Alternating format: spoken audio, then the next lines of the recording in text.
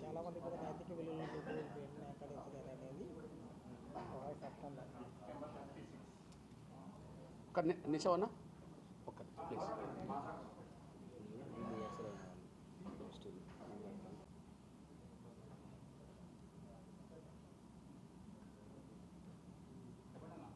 Okay అన్న.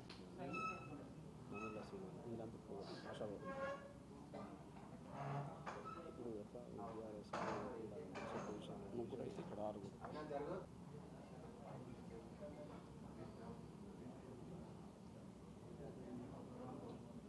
అట్లా తిరిగి ఉంటుంది అప్పుడు రమేష్ బీజేపీ కానీ వితిన్ ద పార్టీ అప్పుడు మన నష్టపోయిన ముగ్గురు చెప్తాం అన్న వితిన్ పార్టీ ఆరుగురితో పాటు వాళ్ళిద్దరు కూడా నష్టపోయింది.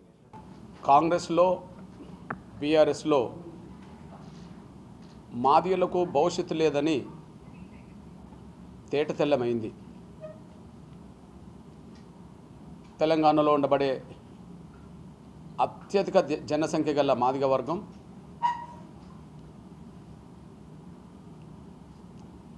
కాంగ్రెస్ పార్టీ నిలబెట్టిన అభ్యర్థులకు ఓట్లేయాల్సిన అవసరం, ఆ గత్యంతరం మనకు లేదని, బీఆర్ఎస్ నిలబెట్టిన అభ్యర్థులు ఎవరైనా వాళ్ళకు ఓట్లేయాల్సిన అవసరం, గత్యంతరం లేదని, ఈ రెండు పార్టీలు మాదిగలకు ద్రోహం చేస్తున్నాయనే విషయాన్ని ఇప్పటికైనా గమనించాలని, గుర్తించాలని నేను తెలంగాణలో ఉండబడే మాదిగ సామాజిక వర్గానికి విజ్ఞప్తి చేస్తున్నా, పిలుపునిస్తున్నా.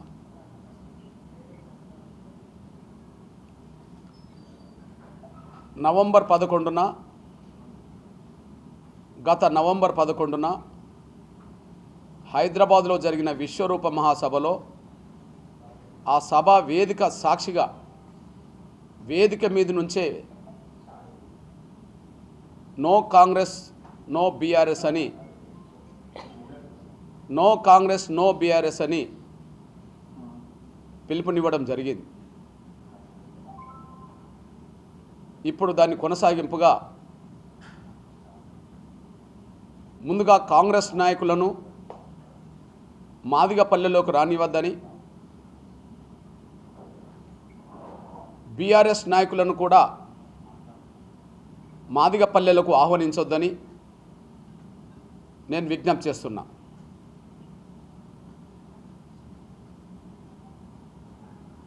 సాధారణ కాంగ్రెస్ కార్యకర్త మొదలుకొని తెలంగాణ రాష్ట్ర ముఖ్యమంత్రి రేవంత్ రెడ్డి గారి వరకు, వాళ్ళ జాతీయ కాంగ్రెస్ పార్టీ అధ్యక్షుడు ఉండబడే మల్లికార్జున్ ఖర్గే వరకు, రాహుల్ గాంధీ గారి వరకు, సోనియా గాంధీ గారి వరకు మాదిగల ఓట్లాడిగే నైతిక హక్కును సంపూర్ణంగా కోల్పోయారనే విషయం మేము స్పష్టం చేస్తున్నాం. అసెంబ్లీ ఎన్నికల సమయంలోనే 70-75% మాదిగల ఓట్లాడిగే నైతిక హక్కును కాంగ్రెస్ పార్టీ కోల్పోయింది. అసెంబ్లీ ఎన్నికల సమయంలోనే మాదిగల ఓట్లాడిగే నైతిక హక్కును కాంగ్రెస్ పార్టీ కోల్పోయింది. ఇప్పుడు పార్లమెంట్ ఎన్నికల సందర్భంగా తెలంగాణలో దళితుల్లో 75% ఉన్న మాదిగలకు 3 స్థానాలు కూడా, ఆ 3 స్థానాల్లో ఒక్కటి కూడా మాదిగలకు కేటాయించకపోవడం చూస్తే 100% మాదిగల ఓట్లాడిగే నైతిక హక్కును ఇప్పుడు కోల్పోయినట్టయింది.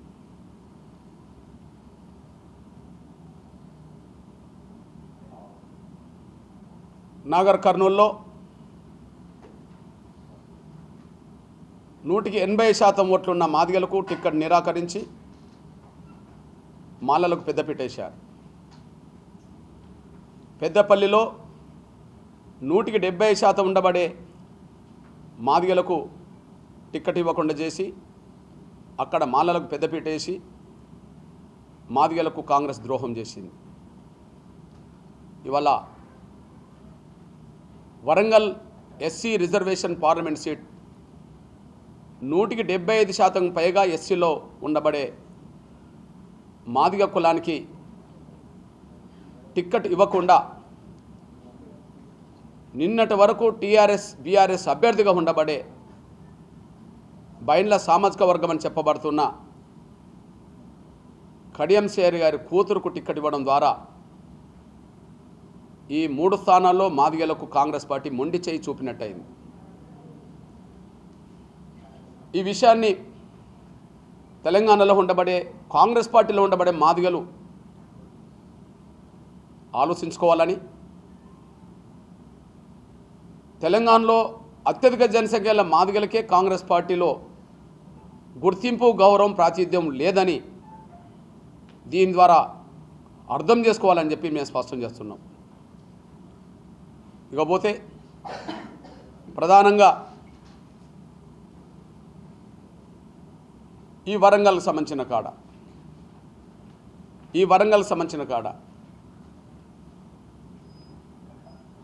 40 ఏళ్ళ రాజకీయ జీవితమని గొప్పలు చెప్పుకునే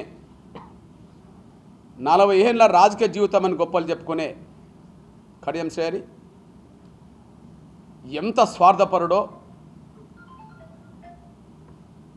ఈ ఎన్నిక ద్వారా కూడా రుజువైంది. 40 ఏళ్ళ తన రాజకీయ జీవితంలో ఎమ్మెల్యే మొదలుకొని ఎంపీ వరకు, రాష్ట్ర మంత్రి నుంచి మొదలుకుంటే ఉప ముఖ్యమంత్రి వరకు ఎదగడం మాదిగల పేరుతోనే. కానీ ఆయన సహకారం లేకుండా, ఆయన మద్దతు లేకుండా, ఆయన అండదండలు లేకుండా ఎదిగిన 3 ప్రముఖ మాదిగ నేతలకు తీరని ద్రోహం చేసింది కడియం శ్రేయర్ గారు. తీరని ద్రోహం చేసింది, రాజకీయంగా వాళ్లకు దెబ్బతీసింది కూడా కడియం శ్రేయర్ గారు. అందులో రాజన్న మొదటి స్థానంలో ఉంటే, సిట్టింగ్ ఎంపీగా ఉండబడే దయాకర్ రెండో స్థానంలో ఉంటే, ఆరూరు రమేష్ని ఓడించడం ద్వారా ఆరూరు రమేష్కు అన్యాయం చేశాడు. ఇక్కడ స్పష్టంగా బీఆర్ఎస్లోనే ఉండి బీఆర్ఎస్లో ఎదిగిన 3 నాయకుల రాజకీయ జీవితాన్ని కథం పట్టించే ప్రయత్నం చేశాడు. బీఆర్ఎస్లోనే ఎదిగిన 3 మాదిగ రాజకీయ నాయకుల్ని వరంగల్ నుంచిలో కథం చేశాడు. ఒక సిట్టింగ్ ఎంపీ కూడా టికెట్ రాకుండా చేసి, ఒక సిట్టింగ్ ఎంపీకి కూడా దయాకర్కు టికెట్ రాకుండా చేసి తన కూతురుకు బీఆర్ఎస్లో టికెట్ తెచ్చుకున్నాడు. రాజన్న ఎమ్మెల్యే సీటును తను లాక్కున్నాడు. బీఆర్ఎస్లో సిట్టింగ్ ఎంపీ సీటును కూడా కూతురుకు లాగిచ్చాడు.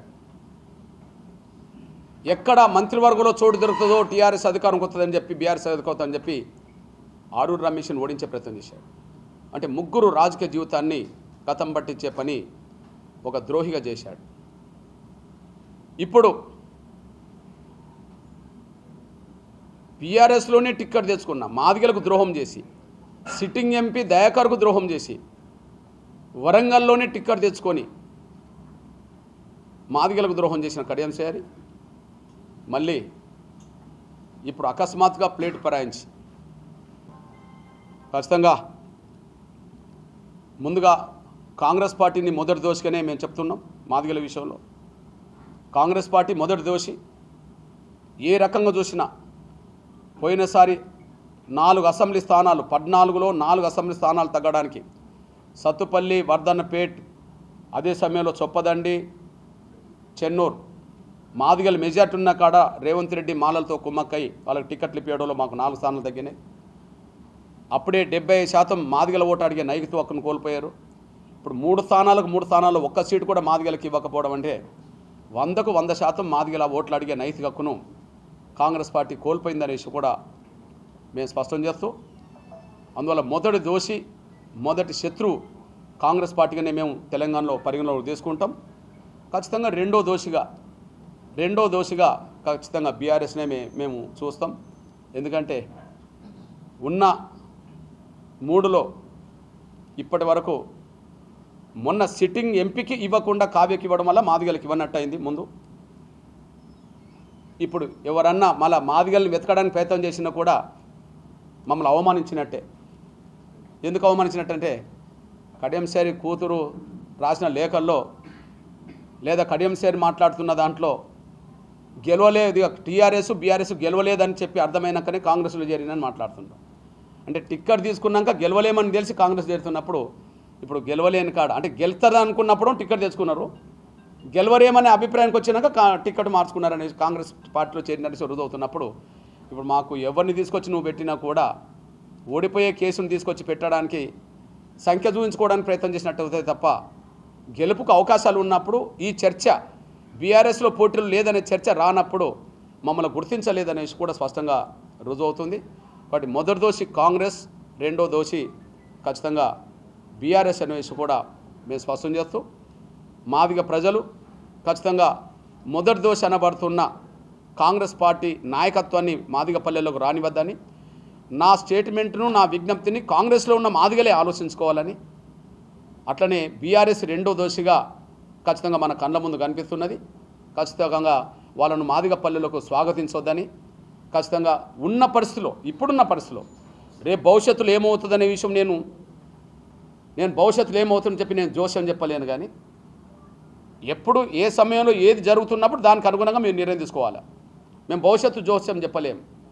కానీ ఇప్పుడున్న పరిస్థితిలో 3లో 2 అవకాశాలు ఇచ్చింది బీజేపీ, 3లో 2 అవకాశాలు పార్లమెంట్ ఇచ్చింది బీజేపీ. కాంగ్రెస్ 1 ఇవ్వలేదు. నిన్నటి లెక్కల ప్రకారం చూస్తే బీఆర్ఎస్ 1 ఇచ్చింది. ఇప్పుడు ఇంకా ఇక్కడ ఎవరినన్నా వెతికి ఇచ్చినా కూడా అది ఓడిపోతున్నాం అని తెలిసి ఇచ్చినట్టు అవుతుంది అనే విషయం తేలిపోయింది. కానీ బీజేపీ ముందే 2 డిక్లేర్ చేసింది. ఈ సమయంలో ఖచ్చితంగా బీజేపీకి అండగా నిలబడడం అనేది మాదిగలందరి బాధ్యతగా గుర్తించాలని చెప్పి నేను సవినంగా విజ్ఞప్తి చేస్తూ మళ్ళీ చెప్తున్నాను, కడియం శ్రీ వల్ల బీఆర్ఎస్లో 3 ప్రముఖ రాజకీయ నాయకులు నష్టపోయారు రాజకీయంగా. ఇప్పుడు ప్రత్యక్షంగా కాంగ్రెస్ పార్టీలో 6 వరంగల్ పార్లమెంట్ సీటు కోసం ఆశిస్తున్న 6 నష్టపోయినట్టుగా మేము భావిస్తున్నాం. ఖచ్చితంగా ఏనాటికైనా తగిన బుద్ధి కాంగ్రెస్ పార్టీకి, అదే సమయంలో కడియం శ్రీ కుటుంబానికి మాదిగలు చెప్పగలుగుతారనే విషయం కూడా మేము స్పష్టం చేస్తూ, బానిసత్వం మనస్తత్వం నుంచి బయటపడండి, చైతన్యవంతంగా మాదిగల అస్తిత్వాన్ని నిలబెట్టడానికి ప్రయత్నం చేయండి. బానిసత్వం మనస్తత్వం నుంచి మాదిగలు బయటపడాలి, చైతన్యవంతంగా ఆలోచించి మన అస్తిత్వాన్ని బలంగా చాటుకోవడానికి ముందుకు రావాలి. అది ముఖ్యంగా రేపు ఓటు అనే ఆయుధం ద్వారా కాంగ్రెస్ పార్టీ అనే మొదటి దోషికి, ప్రథమ శత్రువుకు బుద్ధి చెప్పాలని, బీఆర్ఎస్ అనే రెండో దోషికి బుద్ధి చెప్పాలని, మనకు అండగా నిలబడడానికి నిజాయితీగా ముందుకు వస్తున్న బీజేపీకి ప్రతి ఒక్కరూ అండగా నిలబడాలని చెప్పి నేను కోరుతూ విజ్ఞప్తి చేస్తున్నాను, గుర్తు చేస్తున్నాను. ధన్యవాదాలు.